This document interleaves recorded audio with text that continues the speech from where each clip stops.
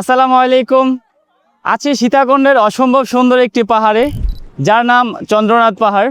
এখানকার পরিবেশ, সৌন্দর্য আর পাহাড়ি ঝর্ণা আপনাকে মুগ্ধ করতে বাধ্য। এইটাই আমাদের আজকের মূল গন্তব্য না, আমরা এক্সপ্লোর করব রূপসী ঝর্ণা, আর সেই সাথে পরন্ত বিকেলটাকে এনজয় করব গুলিয়াখালী সি বিচে। সীতাকুণ্ড এমন একটি জায়গা যেখানে আপনি ঢাকা থেকে মাত্র একদিনে পাহাড়, ঝর্ণা এবং সমুদ্র সৈকত ঘুরে আসতে পারবেন, তাও আবার মাত্র 1000 থেকে 1200 টাকার মধ্যে। আমার এই ট্যুরটা কিভাবে সম্পন্ন করেছিলাম সেই বিস্তারিত আজকের গল্পে শেয়ার করব, তাই দেখার আমন্ত্রণ জানিয়ে শুরু করছি। ঘড়ির কাঁটায় তখন ঠিক রাত 11:30। অবশেষে শুরু হলো আমাদের বহুল প্রতীক্ষিত সীতাকুণ্ড ট্যুর। শহরটা যখন আস্তে আস্তে ঘুমিয়ে পড়ার প্রস্তুতি নিচ্ছে, তখন আমাদের গন্তব্য পাহাড়ি কোনো এক অ্যাডভেঞ্চারে। পান্থপথ থেকে আমাদের যাত্রা শুরু। বাসের আলো ছায়ার খেলা আর জানালার পাশের সিট, একটা সুন্দর সফরের এর চেয়ে দারুণ সূচনা আর কী বা হতে পারে। বলে রাখা ভালো, আজকের এই ট্যুরটি আয়োজন করেছে পিপিলিকা গ্রুপ। আপনিও চাইলে পরবর্তী ট্যুরে জয়েন করতে পারেন, বিস্তারিত ডেসক্রিপশনে দেয়া থাকবে। রাতের আধার চিরে হাইওয়ে দৌড়ে ছুটছে আমাদের বাস। জানালার পাশে বসে ট্রাফিকের আলো আর রাতের নিস্তব্ধতা উপভোগ করার আলাদা একটা জাদু আছে। জার্নির মাঝপথে আমাদের বিরতি কুমিল্লায়। হাইওয়ে রেস্টুরেন্টে হালকা কিছু খেয়ে নেওয়া, যদিও দামটা স্বাভাবিকের চেয়ে একটু চড়াই ছিল, তবে মূল আকর্ষণ তো সামনেই।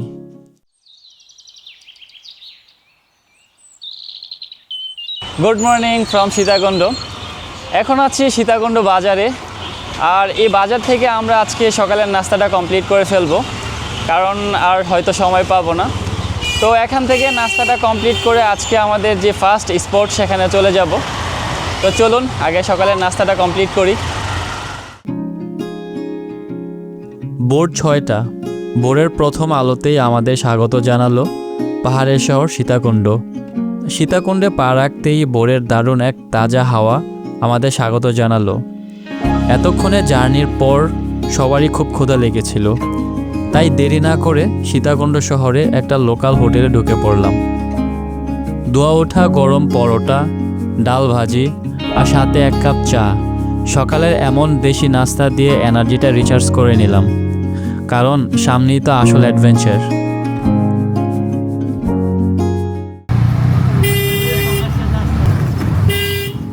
পেট পুজো শেষ, এবার আসল গন্তব্যের পালা। লোকাল হোটেল থেকে বের হয়ে আমরা সিএনজি ধরে নিলাম। জনপ্রতি মাত্র 20 টাকা ভাড়ায় প্রায় 20 মিনিটের এক রোমাঞ্চকর রাইড শেষ করে আমরা চলে আসলাম সরাসরি ঐতিহাসিক চন্দ্রনাথ পাহাড়ের পাদদেশে। এই তো আমরা সীতাকুণ্ড বাজার থেকে একটা সিএনজি দিয়ে এই চন্দ্রনাথ পাহাড়ে ওঠার জন্য এখানে চলে আসলাম। এই প্লেসটাতে আমাদেরকে নামিয়ে দিয়েছে, জনপ্রতি ভাড়া পড়েছে 20 টাকা করে।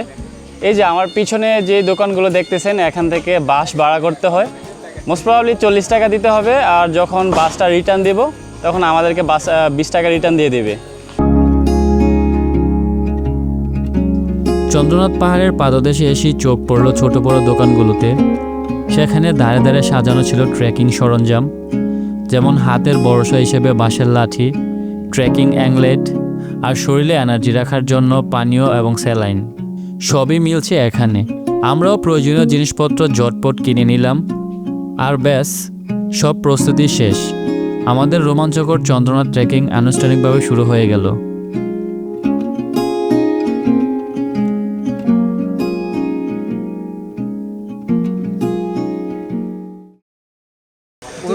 ফাইনালি আমাদের চন্দ্রনাথ পাহাড়ের ট্রেকটা শুরু হয়েছে।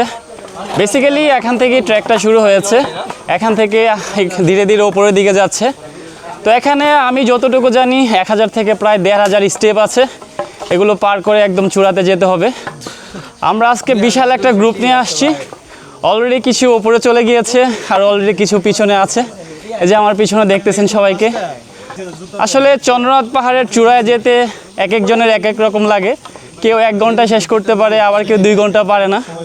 তো এখন ঘড়িতে সময় হচ্ছে 8টা। তো দেখি আমরা আসলে চূড়ায় কখন পৌঁছাতে পারি।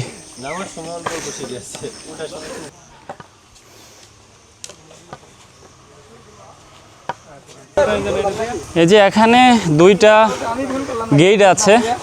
এই যে ডান পাশের যে গেটটা বেসিক্যালি যারা আসলে প্রার্থনা করতে যায় তারা এটাতে যায়, আর আমরা যেহেতু ট্রেকিংয়ে যাচ্ছি অবভিয়াসলি আমরা বাম সাইড দিয়ে যাব, কারণ আমরা তো আর প্রার্থনা করতে যাব না। তো যারা আসলে ওয়ারশিপের জন্য যাবে তারা অবশ্যই এই ডান সাইডটা ইউজ করবে, আর যারা বেসিক্যালি ট্রেকিংয়ে যাবে তারা হচ্ছে বাম দিক দিয়ে যাবে। তো আমরা এখন বাম দিক দিয়ে উপরে যাচ্ছি।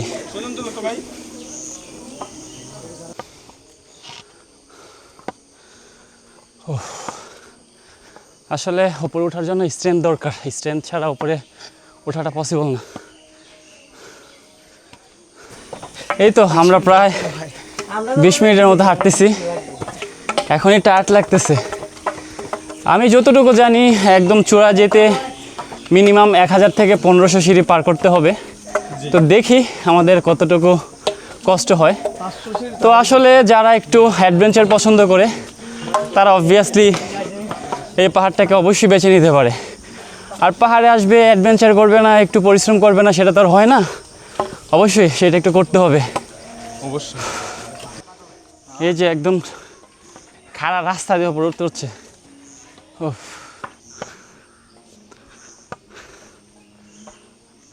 এই যে পাহাড়ে উঠতে উঠতে পাহাড়ের মাঝখানে কিছু আচারের দোকান পেয়ে যাবেন, চাইলে এখান থেকে আচার বা কোনো কিছু কিনে নিতে পারেন।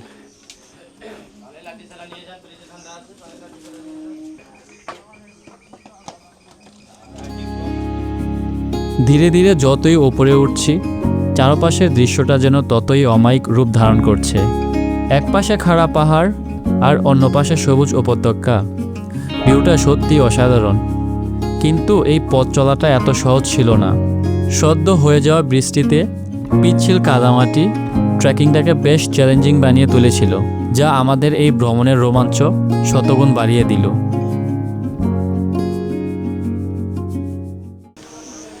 এই যে এখন যে জায়গাটা দিয়ে আমি হাঁটতেছি এই জায়গাটা খুবই স্লিপারি।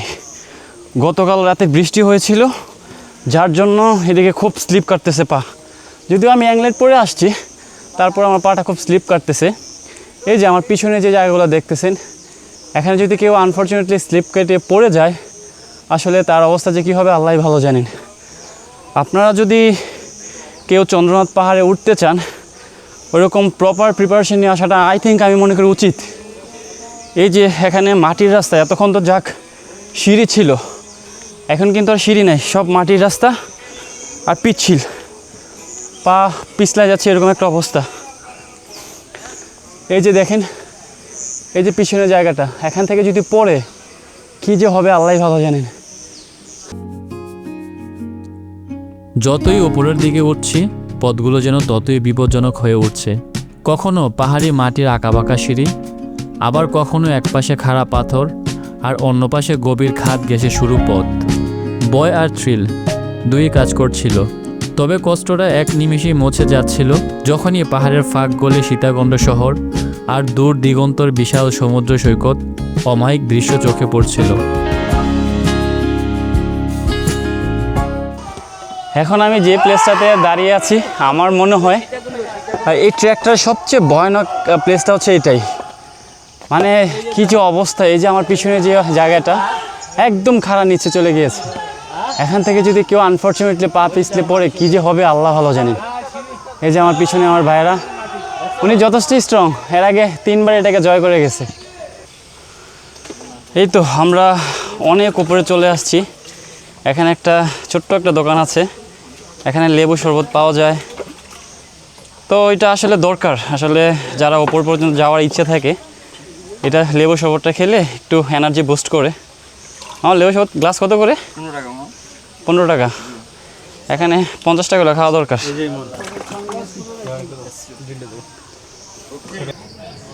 এখন আমি যে প্লেসটাতে দাঁড়িয়ে আছি খুবই ভয়ানক একটা সুন্দর জায়গা। আসলে ভয়ানক প্লাস সুন্দর দুইটাই। এখানে আর কোনো পাকা সিঁড়ি নেই, মাটির রাস্তা কেটে কেটে বানানো, এক পাশে খাদ আরেক পাশে রাস্তা। মানে এর সৌন্দর্য যেমন বর্ণনা করা যাবে না, কষ্টের কথা বর্ণনা করা যাবে না। এক কথায় কষ্ট ঔষধ। যার স্ট্রেংথ ভালো আছে সে এখানে আসাটা বেটার হবে, আদারওয়াইজ এই রিস্কটা না নেওয়াটাই উত্তম। টানা ট্রেকিংয়ের ক্লান্তি যখন শ্বাস উঠে যাচ্ছিল, ঠিক তখনই পথের পাশে মেলে ছোট ছোট কিছু দোকান। ছাউনির নিচে একটু বসে জিরিয়ে নেওয়ার দারুণ ব্যবস্থা। আমরাও কিছুক্ষণ পরপর থামছিলাম। অবশেষে ক্লান্তি বলে আমরা পার করলাম চন্দ্রনাথ পাহাড়ের প্রথম ধাপ, যেখানে দেখা মিলল ছোট মন্দিরটির। ফাইনালি আমরা চন্দ্রনাথ পাহাড়ের একদম চূড়ায় চলে আসছি। আমাদের অলমোস্ট 1.5 ঘন্টা সময় লাগছে। সেই 8টার দিকে রওনা দিছি, এখন অলমোস্ট 9:40 বাজে। আসলে এত কষ্ট করে উপরে ওঠাটা সার্থক, কারণ এখান থেকে যে ভিউগুলো দেখা যায় অ্যামেজিং। সব ক্লান্তি আর দুর্গম পথ পেরিয়ে অবশেষে আমরা পৌঁছে গেলাম চন্দ্রনাথ পাহাড়ের সর্বোচ্চ চূড়ায়। আর চূড়ায় দাঁড়িয়ে আশেপাশের দৃশ্য দেখে আমি স্রেফ স্তব্ধ হয়ে গিয়েছিলাম। একদিকে দিগন্তজোড়া সারি সারি সবুজ পাহাড়, তারপরেই পুরো সীতাকুণ্ড শহর, আর একদম শেষ প্রান্তে নীল সমুদ্র সৈকত। একই ফ্রেমে এই 3 রূপ দেখে গা শিউরে উঠছিল। এই অপার্থিব সৌন্দর্য ভাষায় প্রকাশ করার মতো নয়, শুধু চোখ ভরে অনুভব করার মতো। চূড়ায় পৌঁছে আমরা কিছু সময় বিশ্রাম নিলাম, কারণ কায়িক পরিশ্রমের পর এই বাতাসটা যেন স্বর্গীয় শান্তিদায়ক ছিল। পাহাড়ের ওপরে আমরা ঘুরে ঘুরে দেখেছিলাম এখানে পাহাড়ি বানরও রয়েছে। এই স্মরণীয় মুহূর্তটাকে ফ্রেমবন্দি করতে আমরা অনেক ছবি তুলেছিলাম। পাশেই চন্দ্রনাথ মন্দির। দেখলাম সনাতন ধর্মের অনেকেই সেখানে অনেক দূর দূরান্ত থেকে এসে ভক্তিমনে প্রার্থনা করছেন। স্থানটি ধর্মীয় গাম্ভীর্য আর পাহাড়ি নীরবতা মিলিয়ে এক অদ্ভুত প্রশান্তি কাজ করছিল। আমরা সীতাকুণ্ড ট্যুরে এসেছিলাম প্রায় 45 জনের একটি গ্রুপ, আর এই ট্যুরটি আয়োজন করেছে পিপিলিকা গ্রুপ। তারা প্রতি মাসে একটি ট্যুরের আয়োজন করে থাকে। আপনি চাইলে ট্যুরের সাথে জয়েন করতে পারেন, লিংক আমার ডেসক্রিপশনে দেওয়া থাকবে। বিশ্রাম শেষ করে এবার আমাদের পাহাড় থেকে নিচে নামার পালা। তবে অবাক করার বিষয় হলো, নামার সময় দুপুরের আলো ছায়ার চারপাশের দৃশ্যগুলো আরও বেশি মনোমুগ্ধকর লাগছিল। মনে হচ্ছিল ওপরের চেয়ে এখানকার রূপটা যেন শতগুণ সুন্দর। বেশ কিছুটা পথ ধাপে ধাপে নেমে আমরা চলে আসলাম এক বিশাল বটগাছের নিচে। প্রকাণ্ড এই বৃক্ষের ছায়ায় গড়ে উঠল ছোট ছোট অনেকগুলো দোকান। সেখানে বিশ্রাম নেওয়ার ব্যবস্থা রয়েছে, আর উপভোগ করা যায় জিভে জল আনা পেয়ারা মাখানো, তাজা আনারস, পেঁপে, জালমুড়ি আর চাঙ্গা করা লেবু শরবত। এই তো আমরা চন্দ্রনাথ পাহাড় থেকে নামার সময় একটা প্লেস এসে দাঁড়ালাম। এখানে অনেক দোকানপাট আছে। আসলে এত ক্ষুধা লাগছে বলার বাইরে। এই তো এখন আমরা পেঁপে নিছি 20 টাকা পিস।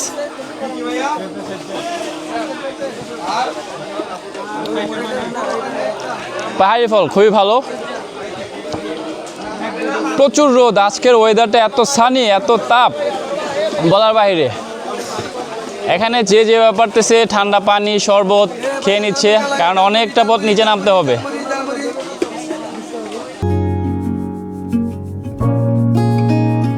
বটগাছের নিচে রিফ্রেশমেন্ট শেষে এবার শেষ ধাপের চ্যালেঞ্জ। খাড়া সিঁড়িগুলো ধরে ধরে আমরা অত্যন্ত সাবধানের সাথে একের পর এক ধাপ পার হতে লাগলাম। পা দুটো কিছুক্ষণ অবশ মনে হচ্ছিল ঠিকই, কিন্তু থ্রিল আর আনন্দের কমতি ছিল না। আর এভাবেই খাড়া সিঁড়ি বেয়ে অবশেষে আমরা চলে আসলাম চন্দ্রনাথের একদম নিচে সমতল ভূমিতে। পাহাড়ে ওঠার কঠিন মিশন সাকসেসফুলি কমপ্লিট। চন্দ্রনাথ পাহাড়ে ট্রেকিং শেষ করে এখন সীতাকুণ্ড শহরের দিকে যাচ্ছি। আমাদের পরবর্তী গন্তব্য রূপসী ঝর্ণা। আর সেই সাথে পরবর্তী পর্ব দেখার আমন্ত্রণ জানিয়ে বিদায় নিচ্ছি। আল্লাহ হাফেজ।